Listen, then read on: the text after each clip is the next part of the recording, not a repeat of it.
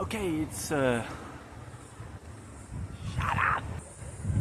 It's 2025 now, and I've decided with my channel that I'm going to try and branch out a little bit more. So I thought it might be a good idea to do some walking podcasts because I've seen some other people doing this, and also I feel like I've been doing meditations for over 10 years now, and even though I'm probably going to continue doing meditations, I feel like 2025 seems like it's a bit of a changing of the feeling of the years. I think I feel different. I feel like things have moved on a little bit. You know, there's so many meditations that are readily available. So I thought I really would like to connect with the YouTube audience a little bit more clearly and be able to have more conversations with you guys. Because I feel like when I do my meditations, I don't really get a chance to actually communicate as much as I want to, because it's all, you know, I create a meditation, people say thank you, and I appreciate that a lot, but I want to be able to talk more with people. So what I thought I would do is start to do some introspective video vlogs, just walking in this beautiful bushland area. I'm currently in Sydney at the moment, but I normally reside in Melbourne in Australia. And yeah, it's a really hot day today, and I had a couple of topics that I wanted to talk about. And once again, please give your comments if you can. I'd really love to hear what you have to say and your thoughts on what I think about. But basically the first one I wanted to talk about is this idea that we have to follow our gut, our feelings. We have to follow that intuition that we have. And I've got a couple of things I want to mention about that, because what I've found in my life, if I look at other people's lives and I look at mine, I look back and I think, what the hell have I been doing? You know, I feel like I've made so many mistakes in my life. I'm maybe not exactly where I want to be in my life at this point in time. But I'm recognizing now it's also about how we feel about things as well, because things can change in a second. You know, I spent a long time in my life living overseas. I was in Japan, and then I went to Vietnam, and then I went to Malaysia. And this was, let's say, going back maybe 16, 17 years ago. And I remember I was working at a bank at the time, and I just suddenly said, you know what, I don't want to work this shit job anymore. And I decided to just, you know, drop everything. I quit my job within 2 weeks, and then I just basically organized some things. I had a distant relative who owned a school in Japan, which was very fortunate, and I just went. And for me, that was just an amazing moment in my life. But I think about it and I go, I really enjoyed that. It was wonderful. It was an incredible experience. But what my life would have been like had I not done that may have been completely different. So it's very easy to look back in that and say, well, maybe I should have stayed in that job, because it could have probably ended up being quite lucrative if I had stayed in a job working in a bank and then moved my way up. But it's just not how I think. I've never really been interested in doing a job just because it makes money. I always wanted to do a job that I loved, that I could be myself and make lots of money doing what I love to do. That's what I've always wanted. And so if I look back at that time, I went overseas. Now afterwards we might look at it and say, well, if I had stayed in that job, I could have made more money. Maybe my life would have turned out differently. I look at a lot of my friends and other people that I know, their lives are maybe quite straightforward. They got married quite young, they had kids, they had a good career, and they built their house, and you know, they're going through the rat race, and they've done things quite well. For me, my life has been completely different to that. I've had a lot of different experiences, and maybe some things didn't work out exactly as I would have liked them to, but I think I learned some things that I really needed to learn in my life that I wouldn't have got had I kept on that path. And I think sometimes in life, even though our ego can go, yeah but, look at all these other people, look what's happened to this person, look what's happened, you could have been there if you had done this. It's those sorts of questions that really can play with the mind. And I just wanted to make this video to remind you guys that, and I'm also reminding myself, that sometimes it's so important to remember that we know what the truth is in the moment. And in hindsight, our ego likes to go, hang on, but you could have done this or you could have done that. But the reality is that things actually change with time, even though you could say, well, I could have been in that job, I could have kept working up the ladder and gotten more success and promotions and that sort of thing. But at the same time, my feelings about it would have changed as well. Like, I wouldn't have been the same person that I am today with all the experience that I've had. I could give you an example just about relationships. So when I was in Vietnam, maybe over 10 years ago, I was seeing this girl in Vietnam and we had a very turbulent breakup.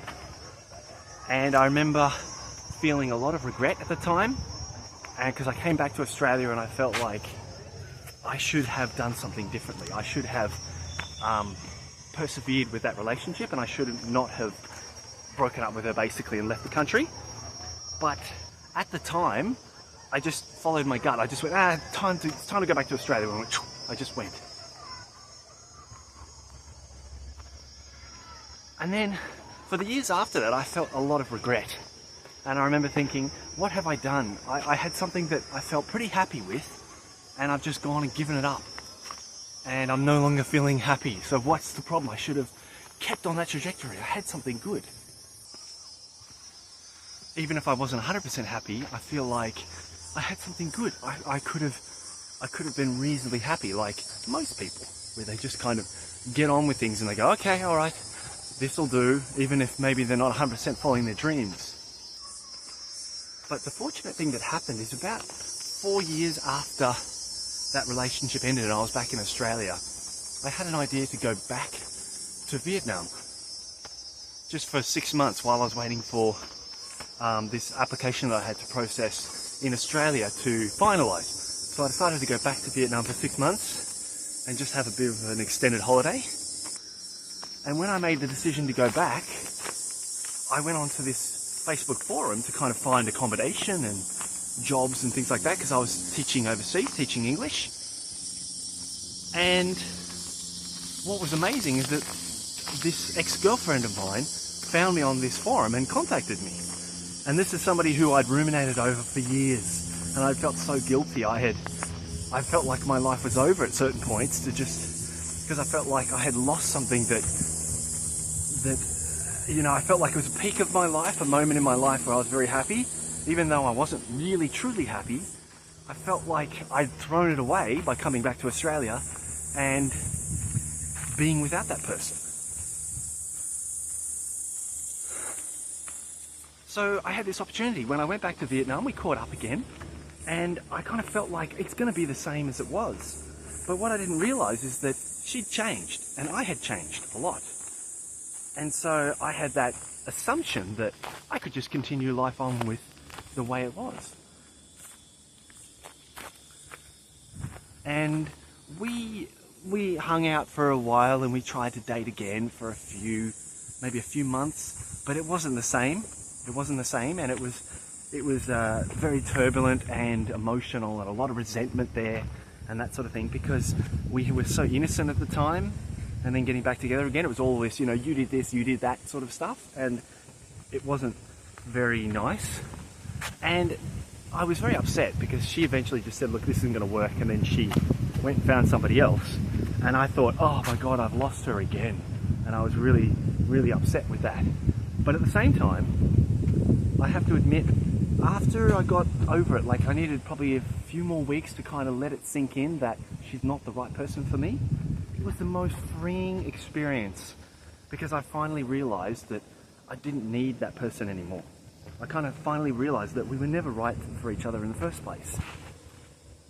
And I couldn't see that when my ego was like, you got to get that life back. You got to get that back because you lost it.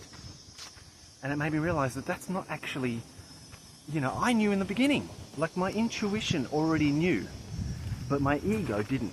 And this is the problem. When we break up with someone, or if we lose a job or something, or we take a different turn in our life, we kind of get that feeling like, oh, I've lost this thing in my life. I can never get it back. I was happy before. Why did I throw it all away? And the reality is that we knew at that moment there was part of us, a deeper part of us, that was like, I can see the future. I can see where I'm supposed to go. And we followed that feeling, but at the same time, maybe there was some twists and turns along the road and it wasn't quite exactly as we hoped. But somewhere along the way, we lost our happiness, which kind of kept the ball rolling of that new life coming into your life. And I feel like sometimes this is what happens, is we kind of get stuck with the ego once again.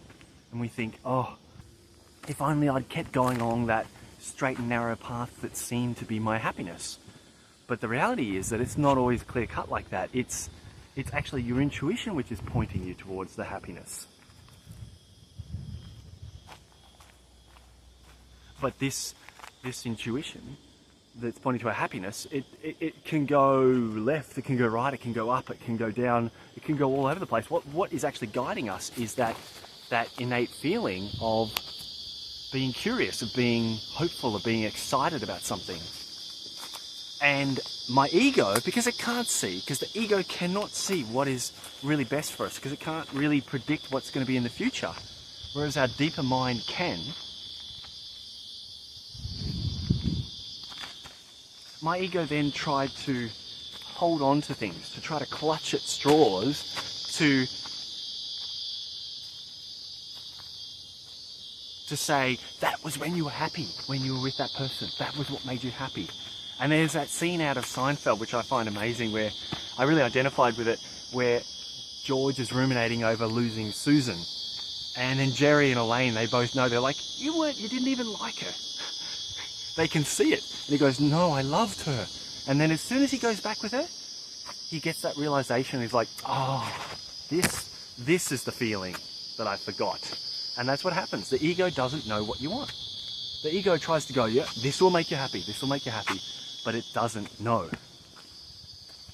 The only thing that knows what makes us happy is that excitement that comes from the deeper part of us, where we can go, I think I'm going to do this. And it's only a little vanishing whisper of an idea. But we have to trust it as much as we can, even though it's hard, to recognize that our intuition always knows what's right for us. Because even if you don't have somebody afterwards, you've still got the experience and the wisdom that is trying to get you to someone even better, or a job that's even better, or whatever situation that's better for you. But the moment we step off that excited trail and start doubting things and start getting stuck in the ego, that's when it all gets really difficult again.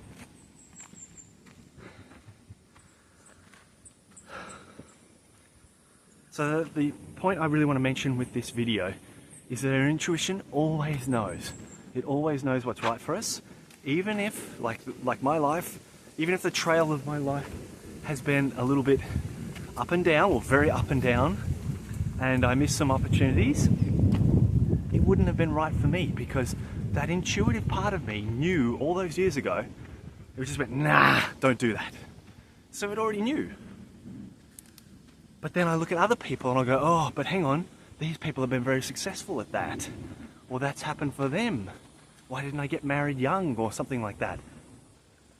But it's all about the courage to trust your deeper intuitive sense, which knows eventually, and the difficulty is time, because we never know exactly how long something's going to take. But we have to have the intuitive courage to continue to push through and recognize that it's when you're excited about something, that is your intuition saying, go that direction. Keep going that direction. You'll be okay if you just keep going that direction.